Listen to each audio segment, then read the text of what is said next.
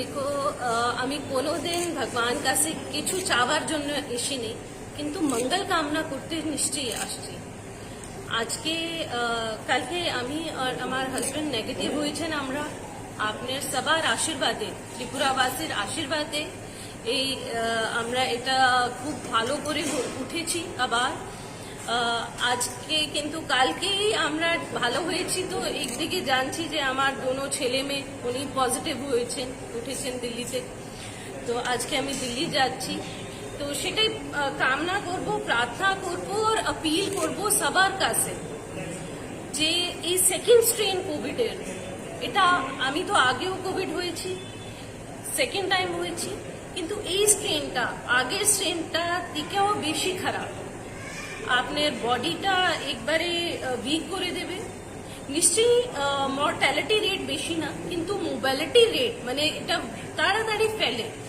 তো কাউ দেখে আমরা মাস্ক করবো না বা ব্যবহার করবো না, এইভাবে চলবেন না।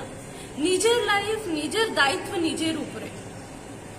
তো মাস্ক পরে চলবেন, যত কোভিডের প্রোটোকল আছে এটা মানে চলবেন। আপনার লাইফ, আপনার বডি আপনিই ভোগ করবেন। মানুষের যে ভালোবাসাটা, এটা নিশ্চয়ই একটা মনোবল দেয়।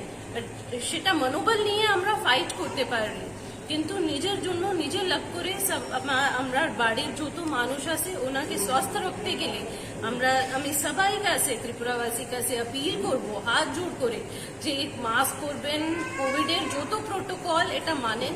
এই সেকেন্ড স্ট্রেন প্রথম স্ট্রেন থেকে বেশি একটু খারাপ, সেটাই বলবো। আর আপনার সবাইকেও ধন্যবাদ বলবো যে আপনি সবই, আমি দেখেছি টিভিতে রেগুলার আপনি আমরার জন্য খুব আপডেট দিয়েছেন, মঙ্গল কামনা করেছেন।